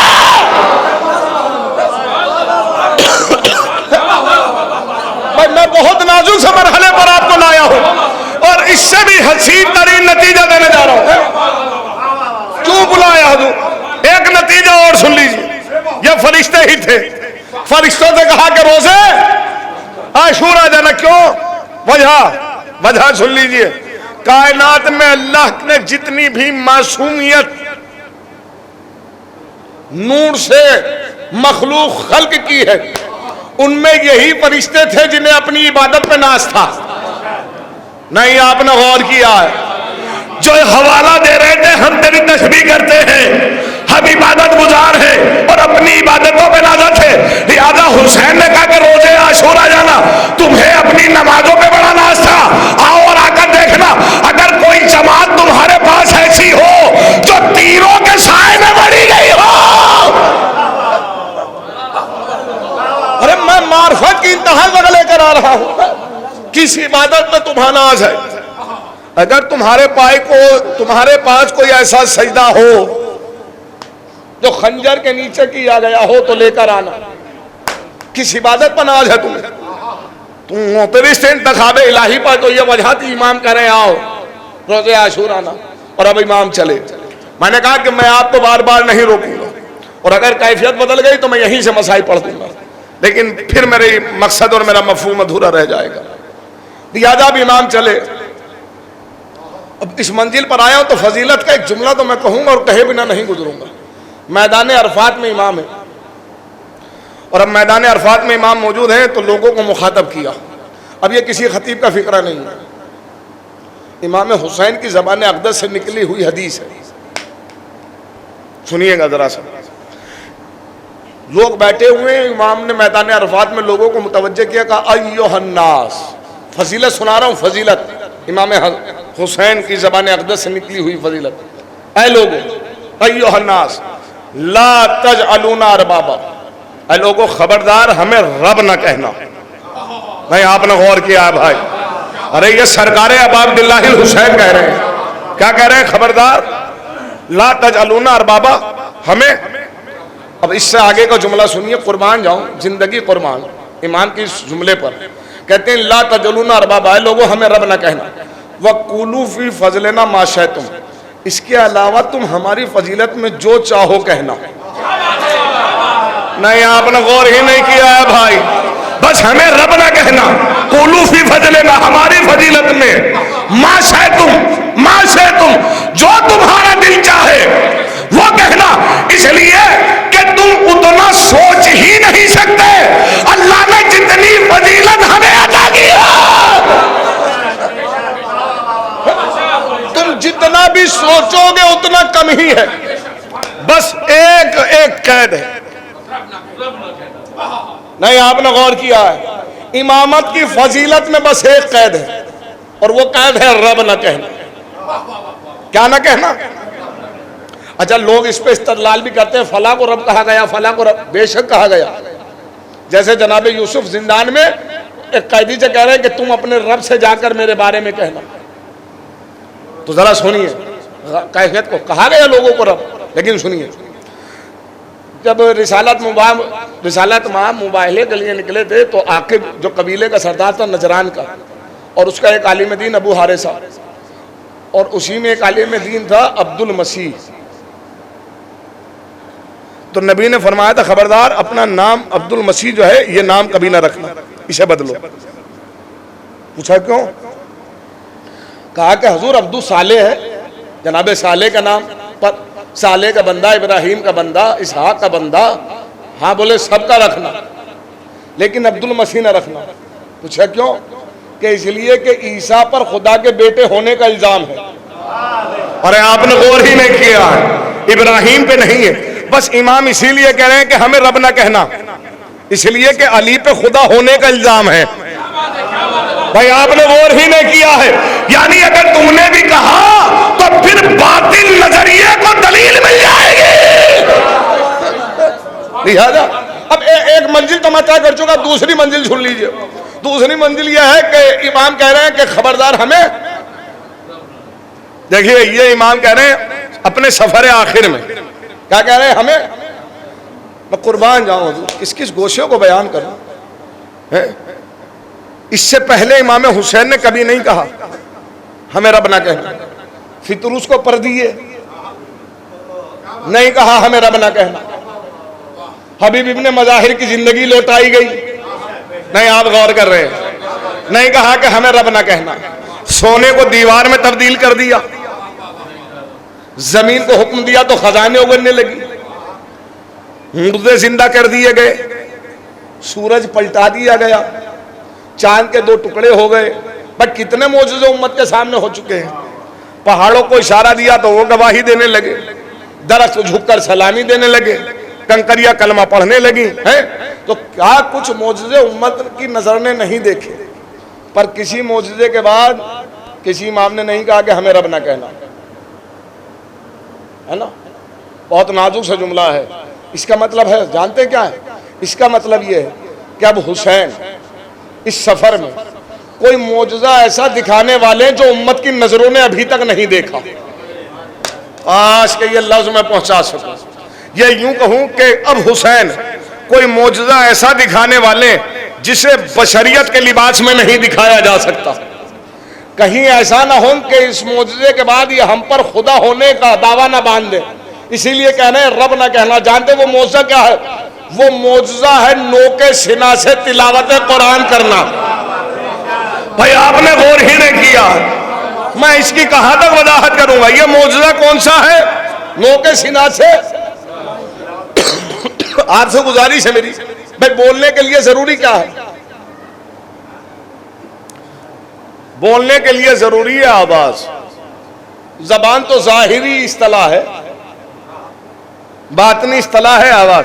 زبان کا کام ہے آواز کو الفاظ دینا۔ نہیں آپ نے غور کیا ہے بھائی، زبان کا کام کیا ہے؟ آواز کو الفاظ دینا۔ بولنے کے لیے ضروری ہے آواز، آواز کے لیے ضروری ہے سانس، سانس کے لیے ضروری ہے لنس کا ہونا، لنس کے لیے ضروری ہے شکم کا ہونا، شکم کے لیے ضروری ہے جسم کا ہونا، جسم کے لیے ضروری ہے دل کا دھڑکنا۔ جسم ہے حسین کا زمین کربلا پر۔ اب اس فضیلت کے بعد بھی اگر میں نہ پڑھ سکا تو میں کیا حضور یہ کیفیت؟ اور سر کہاں ہے؟ نوک نیزہ پر۔ یعنی حسین تلاوت کر کے بتا رہے تھے کہ تم میں اور ہم میں یہی فرق ہے، تم وہ ہو جو سانسوں کے محتاج ہو اور ہم وہ ہیں جن کی سانسیں محتاج۔ یعنی یہ ایسا معجزہ تھا جس کے بعد کہیں ہم پر خدائی کا دعویٰ نہ باندھا جائے۔ لہذا بات ختم ہوئی۔ ایک آخری بات، مجھے 5 منٹ، بس 5 منٹ سے زیادہ کی اجازت نہیں، بس 5 منٹ اور چاہیے۔ اب یہ امام چلے مدینے سے، اب امام نے پوچھا، اب مدینہ رخصت کرنے کے لیے آیا ہے، تو چوتھے امام پوچھ رہے ہیں بابا ہم نکل کیوں رہے ہیں؟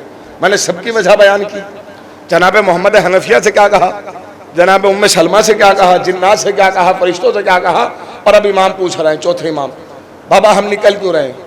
تو امام نے فرمایا بے نلال ہم جہاد کے لیے نکل رہے ہیں۔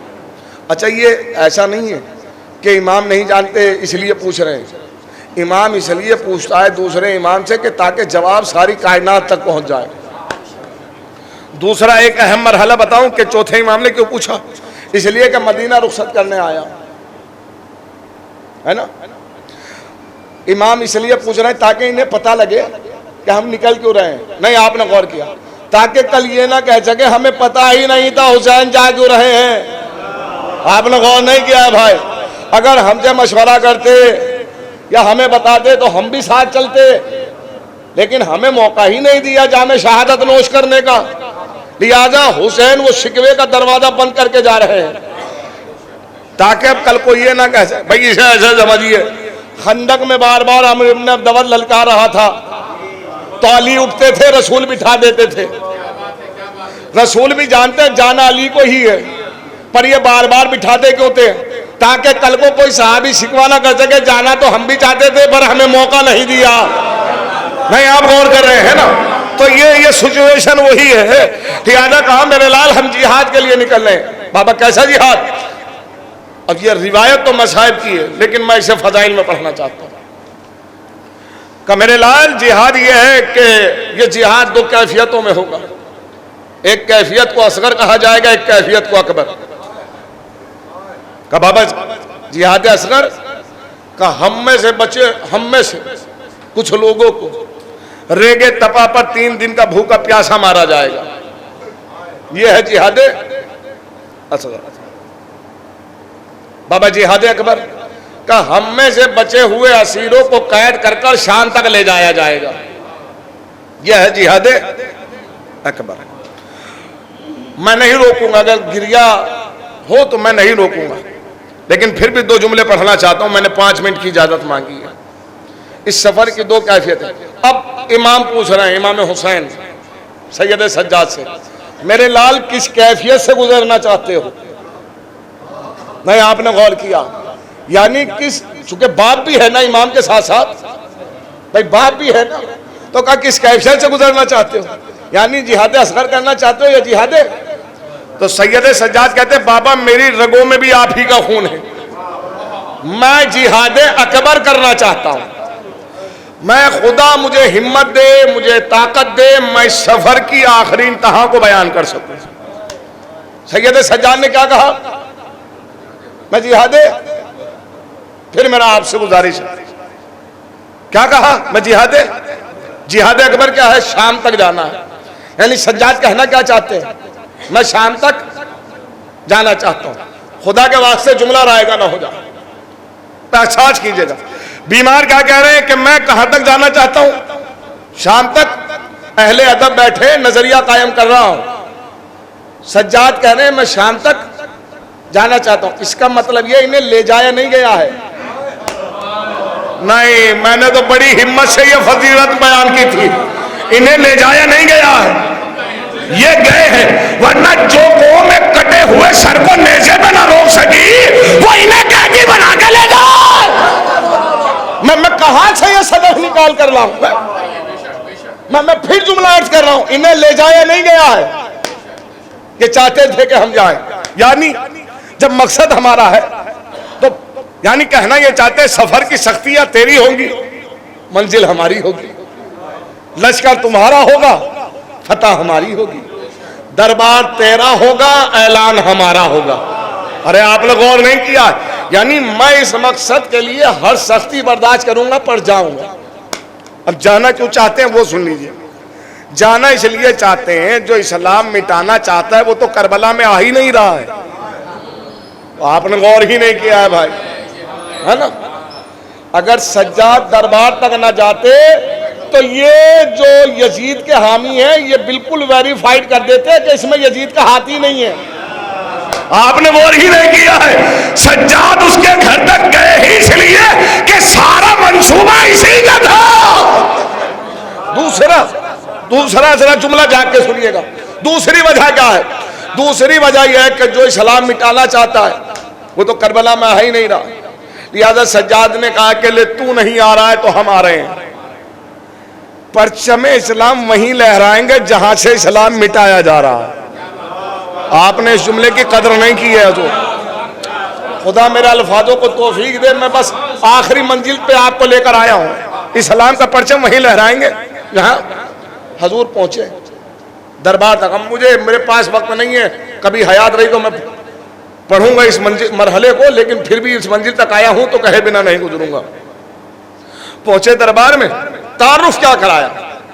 دیکھیں جہاں انسان پر انسان کے ظلم کے بڑے اقسام ہیں.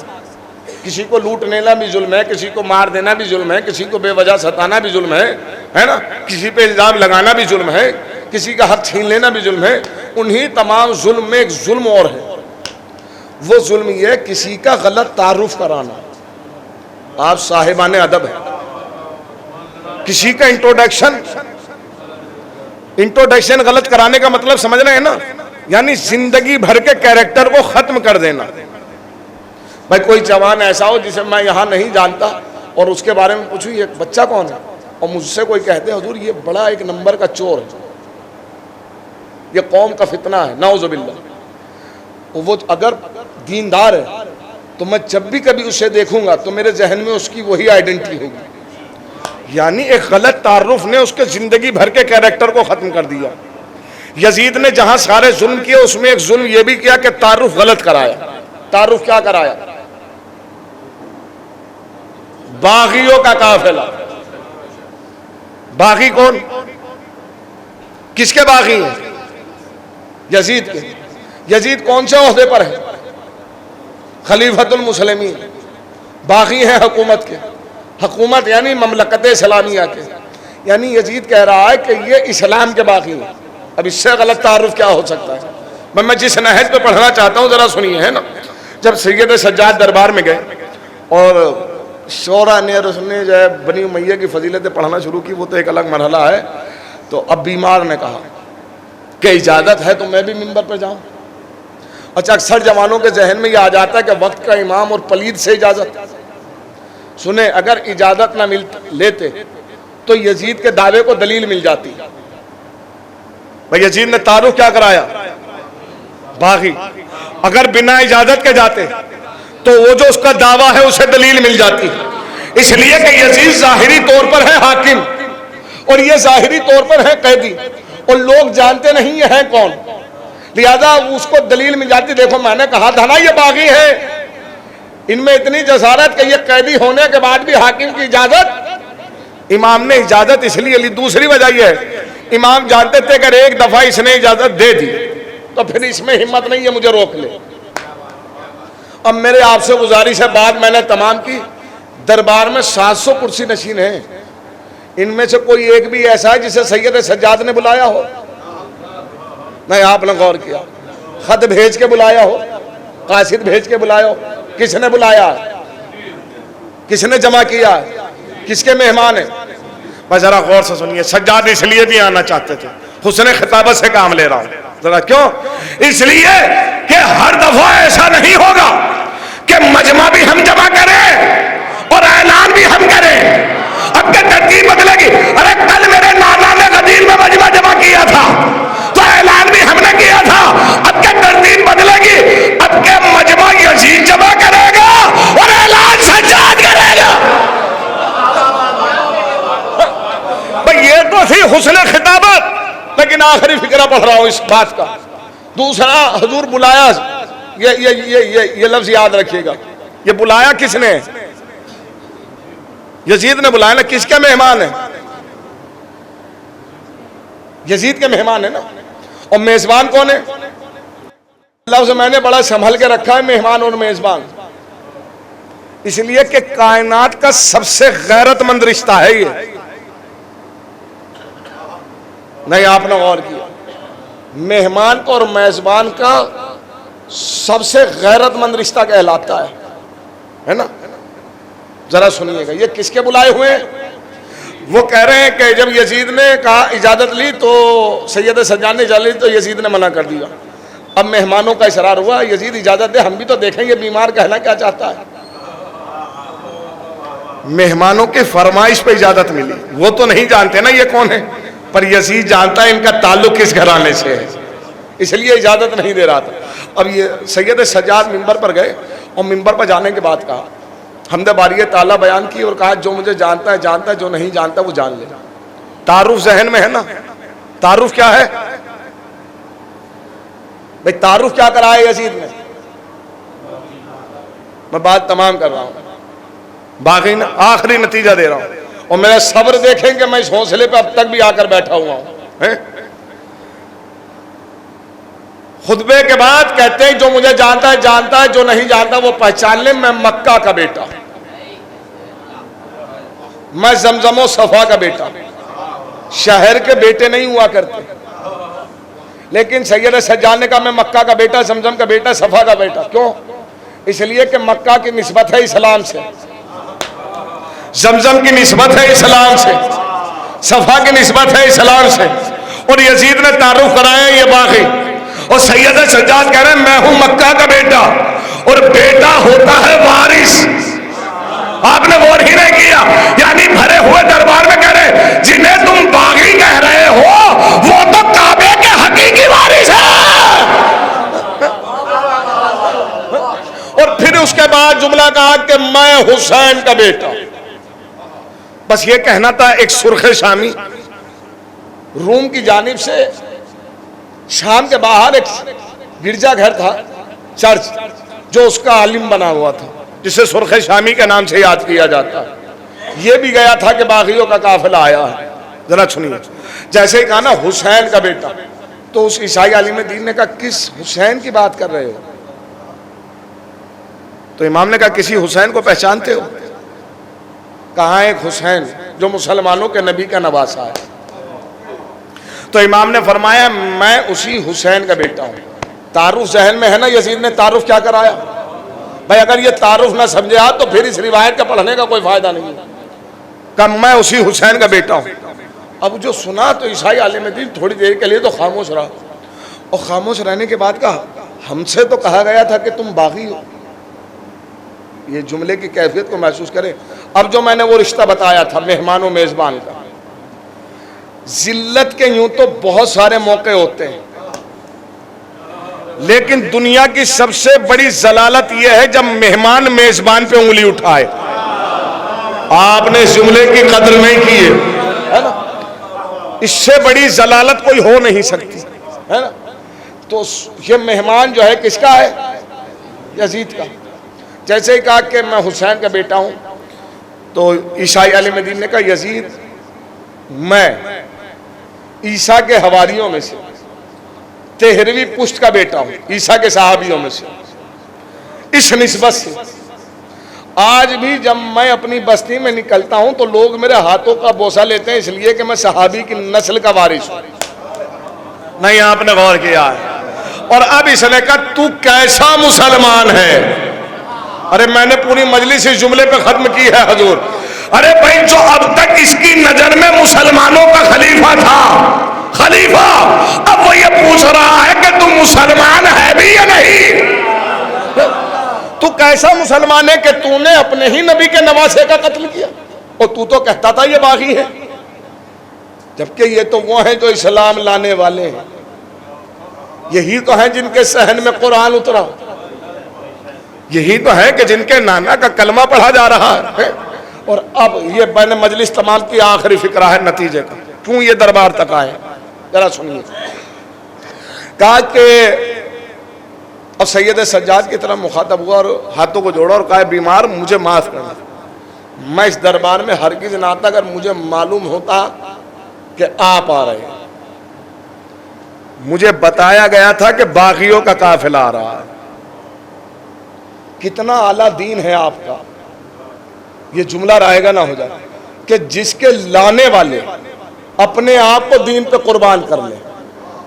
دیکھیں اس نوعیت کو محسوس کیجئے، بھئی یہ میں نقیص تو نہیں بنا رہا ہوں لیکن مثال کے طور پر کہہ رہا ہوں، جب کوئی پارٹی قائم کرتا ہے نا تو وہ خود کبھی پارٹی پہ قربان نہیں ہوتا،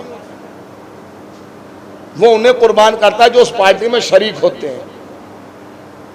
یہاں یہ جو جملہ ہے نا یہ اسی کی وضاحت کر رہا ہے، کتنا اعلیٰ دین ہے آپ کا جس کے لانے والے، ماننے والے نہیں، لانے والے اپنے آپ کو اپنے دین پہ قربان کر لے۔ اپنے بابا سے کہنا کہ مجھے معاف کریں، مجھے معلوم نہیں تھا کہ جنگ آپ کے خلاف ہے، مجھے نہیں معلوم تھا کہ آپ کو قیدی بنایا گیا ہے، میں بہت شرمندہ ہوں۔ اور حضور میں نے کہا پوری خطابت میں نے بہت بھروسے سے یہ جملہ پڑھنے کے لیے اس منزل تک آیا ہوں، پوری زندگی قربان، میری زندگی کی تمام تر محنتیں قربان اس ایک فقرے پر۔ کہتا ہے کہ بیمار سفارش کرنا، کہنا مجھے معاف کرے، اور اے بیمار گواہ بھی رہنا۔ گواہ کیسا گواہ؟ گواہ رہنا جب میں اس دربار میں آیا تھا تو عیسائی تھا۔ ہائے ہائے، مجھے نہیں معلوم ہے بھئی میں کہاں تک یہ نتیجہ پیش کروں۔ جب میں اس دربار میں آیا تھا تو عیسائی تھا، اب آپ کا کلمہ پڑھ کر جا رہا ہوں، نہیں معلوم ہے۔ میں نے کہا تھا یہ آنا کیوں چاہتے؟ جہاں اسلام مٹایا جا رہا تھا وہیں ہم مسلمان بنا کر آئیں گے۔ بھئی اس سے بڑی اسلام کی فتح کیا ہوگی؟ جہاں سے اسلام مٹایا جا رہا ہے وہیں یہ مسلمان، یہ اللہ سبحانہ تو یوں کہہ دوں، حضور امام ہوتا ہی وہ ہے جو ہر زمانے میں حر بنا ہی لیتا ہے۔ مجھے نہیں معلوم ہے اس جملے کی کتنی قدر ہونی چاہیے تھی۔ لہٰذا سید سے ہمیں میں جب آیا تھا تو عیسائی تھا، اب جا رہا ہوں یہ کہنا تھا۔ اور پھر یزید سے مخاطب ہوا اور کہا تو پلید ہے، تو جھوٹا ہے۔ نہیں آپ کیفیت محسوس کر رہے ہیں، جو اب تک سچا بنا بیٹھا تھا اسی کا مہمان کہہ رہا ہے تو جھوٹا ہے۔ اب یہ جو 700 کرسی نشین تھے یہ شام کے تو نہیں تھے، یہ مصر کے تھے، آذربائیجان کے تھے، ترکی کے تھے، الگ الگ ممالک سے تھے نا، الگ الگ حکومتوں میں سے تھے۔ یہ سب جب اپنے وطن گئے ہوں گے اور ان کے حاکموں نے پوچھا ہوگا یزید کو کیسا پایا، تو انہوں نے جا کر کہا ہوگا ہم نے یزید کو جھوٹا پایا، حسین کو سچا پایا۔ دربار میں جو اسلام پھیلایا گیا ہے وہ ایسے ہی پھیلایا گیا ہے، اس لیے یہ چاہتے تھے کہ ہم دربار تک آئیں، ہم صحیح آئیڈنٹی پہنچا کر آئیں۔ لہٰذا سید سجاد، اب یہ بات آئی ہے تو کہوں، جب یہ خطبہ ہو رہا تھا عیسائی عالم دین نے کو فوراً یزید نے اشارہ کیا کہ انہیں قتل کر دیا جائے، تو چونکہ یہ عالم دین روم کا تھا تو وہاں روم کا سفیر بھی بیٹھا ہوا ہے، اسے جلال آیا کس میں ہمت ہے جو ہمارے عالم کو قتل کرے۔ اب چونکہ سب کے سامنے چہروں سے نقاب اتر گئی نا، اور یہ کہا جاتا نا دربار میں انقلاب آیا، یا ایسے ہی نہیں آیا، اسے لایا گیا ہے نا۔ لہذا سب جو ہے وہ متوجہ ہوئے کہ یزید نے ہم سے جھوٹ بولا ہے. اب ان پہ بسنا چلا تو اس نے سرجون شریر شام کا غلام تھا اور پھر یہ غلام بنا یزید کا. سرجون کے مشورے پر ہی یزید نے عبید اللہ کو کوفے کا حاکم بنایا تھا. کہا تھا اگر مسلم پر تو قابض ہونا چاہتا ہے تو پھر عبید اللہ کو کوفے کا حاکم بنا. سرجون سے مشورہ کیا کہ اس بیمار کے ساتھ کیا کیا جائے, جملہ رائے گا نہ ہو جائے حضور. سرجون نے فوراً کہا کہ اسے قتل کر دیا جائے. اب یہ تو آپ مانتے ہیں نا کہ امام جسے بھی اپنے ہمراہ لائے تھے اس کے لانے کا ایک مقصد تھا, بنا مقصد کوئی سفر میں نہیں آیا ہے نا. تو کبھی آپ نے سوچا کہ 5ویں امام کو کیوں لایا گیا, امام محمد باقر کو؟ سنیں, اس لیے کہ 5ویں امام وہ امام ہے جنہوں نے یزیدیت کے جنازے میں آخری کیل ٹھوکی ہے. میرے پاس الفاظ نہیں ہے وضاحت کے لیے. جیسے ہی کہا نا سرجون نے کہ انہیں قتل کر دیا جائے, سپاہی آگے بڑھا تو امام باقر آگے بڑھے, 4 برس کا سن ہے, اور امام باقر نے آگے بڑھ کر کہا کہ یزید تیرے درباریوں نے فرعون کے درباریوں کے خلاف رائے دی. اب یہ ایسا جملہ تھا جس پہ سب کے اٹینشن آئی کہ فرعون کے درباریوں نے جو فرعون کو رائے دی تھی اس کے خلاف تیرے درباریوں نے یعنی سرجون نے تجھے. تو یزید نے پوچھا کہ فرعون کے درباریوں نے کیا رائے دی تھی؟ کہ جب موسیٰ کو گرفتار کر لیا فرعون نے فرعون کے درباریوں سے پوچھا کہ موسیٰ اور ہارون کے ساتھ کیا کیا جائے. تو جانتے ہیں فرعون کے درباریوں نے کیا رائے دی تھی؟ کیا ارجاہو واخاہو, موسیٰ کو اور موسیٰ کے بھائی کو چھوڑ دیا جائے. تو فرعون کے درباریوں نے رائے دی تھی چھوڑنے کی, اور تیرے درباریوں نے رائے دی ہے قتل کرنے کی. حضور امامت منتہی الامال شیخ محمد عباس قمی نے لکھا ہے. اس کے بعد امام محمد باقر نے فوراً کہا جانتا ہے تیرے درباریوں نے قتل کرنے کی رائے کیوں دی؟ یا اللہ سبحانہ. امام نے کہا جانتا ہے کہ فرعون کے درباریوں نے موسیٰ کو چھوڑنے کی رائے کیوں دی تھی؟ تو پوچھا کیوں دی تھی؟ تو امام نے کہا اس لیے کہ فرعون کے درباری حلال زادے تھے. نہیں آپ نے غور کیا ہے بھائی, اس لیے کہ معصوم کے قتل کی رائے بس وہی دے سکتا ہے جو حرام زادہ ہو. امام محمد باقر نے بھرے ہوئے مجمع میں چہروں سے نقاب اتاری ہے اور حسب نسب سے نقاب اتاری ہے. اور پھر یزید ملعون نے اپنی بے عزتی کو محسوس کیا, ذلت کو محسوس کیا, تو کہا انہیں زندان میں ڈال دیا جائے. اور وہ کہ جو دین لانے والے تھے وہ ایسے زندان میں تھے اور اس کیفیت میں تھے کہ گلے میں خاردار توق تھی. اب مجھے خاردار کی وضاحت کی ضرورت تو نہیں ہے نا. کانٹے نکلے ہوئے تھے. امام اگر جھکتے تھے تو پسے پشت کانٹے پیوست ہو جاتے تھے, اور امام اگر گردن کو پیچھے کرتے تھے تو بھی پسے پشت کانٹے. روایت تو یہ کہتی ہے کہ جب توق اتارنے والے نے توق اتارا تو گردن کے زخم دیکھ کر بے ہوش ہو گئے.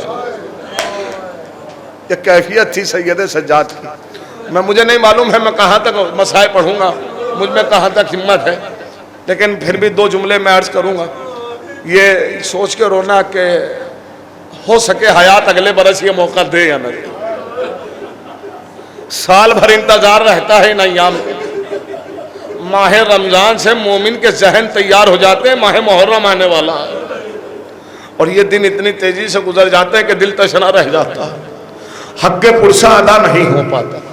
کس مظلومیت کا ذکر کروں, اس لیے کہ دن ایک ہے میرے پاس, وقت کم ہے میرے پاس, میں زیادہ مظلومیت تو بیان کر بھی نہیں سکتا. لیکن ہاں جہاں سب کی مظلومیت پڑھی جاتی ہے وہیں ایک بی بی کی مظلومیت جسے ام المصائب کہا جاتا ہے, جسے مصیبتوں کی ماں کہا جاتا ہے. آپ اندازہ لگا سکتے ہیں, احساس کر سکتے ہیں, 1400 سال سے یہ ہم نے مصائب یہ ہم نے سنے فرش پر بیٹھ کر, علماء سے سنا ہے, بزرگان سے سنا ہے, کتابوں میں پڑھے ہیں، سنے ہیں، پڑھے ہیں، لیکن 1400 سال سے جب بھی یہ مصیبتیں پڑھی جاتی ہیں خون کی روانگی تیز ہو جاتی ہے، دلوں کی دھڑکنیں تیز ہو جاتی ہیں. جب بھی یہ مصیبت سنی جاتی ہے غم تازہ ہو جاتا ہے. جب سننے کے بعد عالم یہ ہے تو جنہوں نے یہ مصیبتیں آنکھوں سے دیکھی ہوں. اب میں نے کہا ام المصائب، مصیبتوں کی ماں. جس وقت دربار میں بی بی تھی اور ایک تشت لایا گیا، تشت میں ایک سر رکھا ہوا، اور سر پر ایک چادر پڑی ہوئی اور چادر خون میں ڈوبی ہوئی.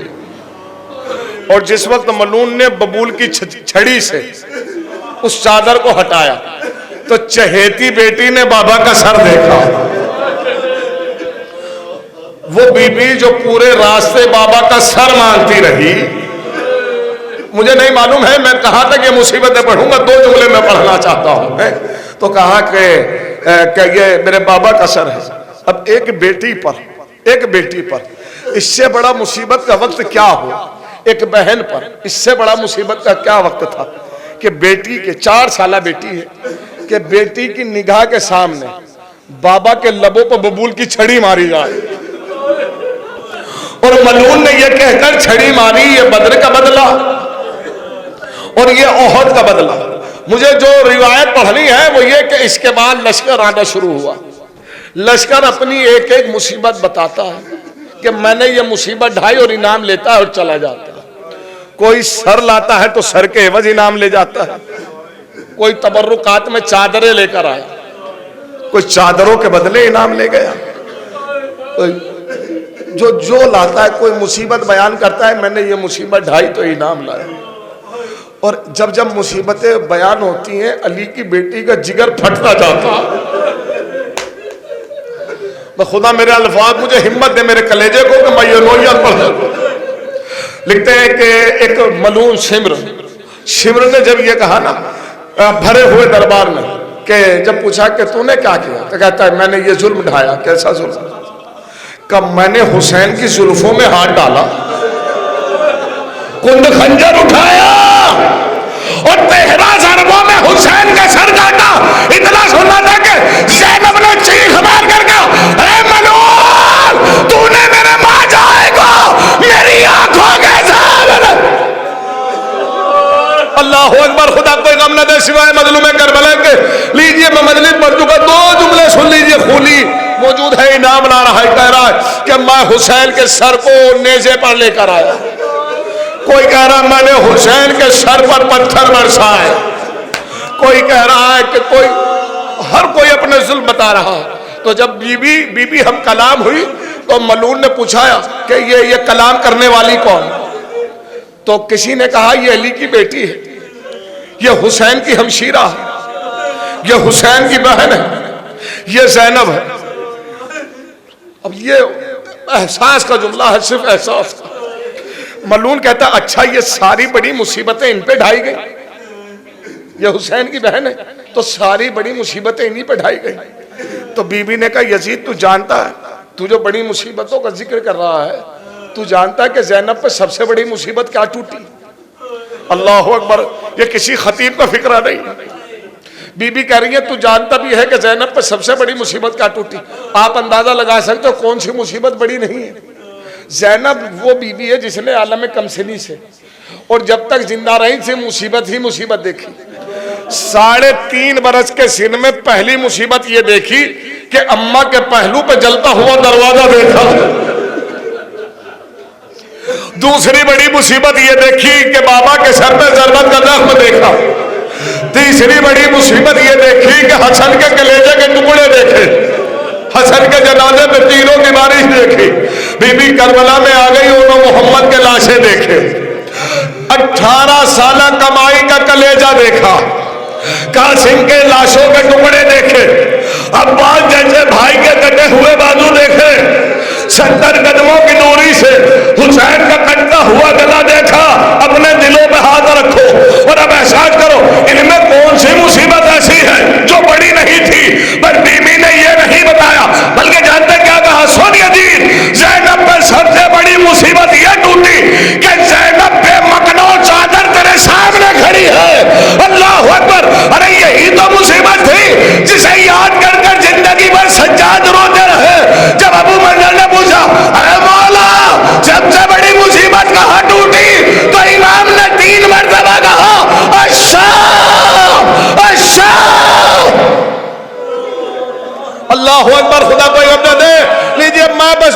جملے پڑھ کر مجلس تمام کر رہا ہوں.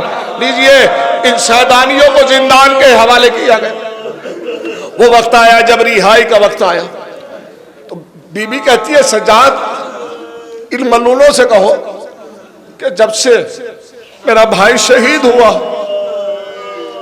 میں پرسا نہ لے سکی نہ پرسا دے سکی. یعنی میں اپنے بھائی کا ماتم نہ منا سکی. ایک حجرہ خالی کیا جائے. حجرہ خالی کیا گیا. تبرکات اعضاء آنا شروع ہوئے. جانتے ہیں تبرکات اعضاء میں سب سے پہلے چادریں آئیں. چادر آئی. کبھی ام لیلا کو چادر دی گئی, کبھی ام فروا کو چادر دی گئی, کبھی رباب کو چادر دی گئی, کبھی جناب زینب کو چادر دی گئی. آپ احساس کیجئے اس جملے کا. سیدانیوں کا پردہ واپس آ رہا ہے, اسیروں کا پردہ واپس آ رہا. مجھے نہیں معلوم ہے اس جملے میں کیا کیفیت ہے. پھر کچھ دیر کے بعد ایک چھوٹی سی چادر آئی جسے دیکھ کر زینب تڑپ گئی. کہا زینب اے سکینہ وطن جانے کا بڑا ارمان تھا, اے سکینہ رہائی مل گئی. اللہ اکبر. اس کے بعد تبرکات میں سرہائے مبارک آنا شروع ہوئے. ایک ایک سر آتا ہے, بیویاں لیتی ہیں. اس کے بعد ماتم کیا گیا. بیویوں نے زینب کو مل کے پرسا پیش کیا. سید سجاد کا توپ اتارا گیا.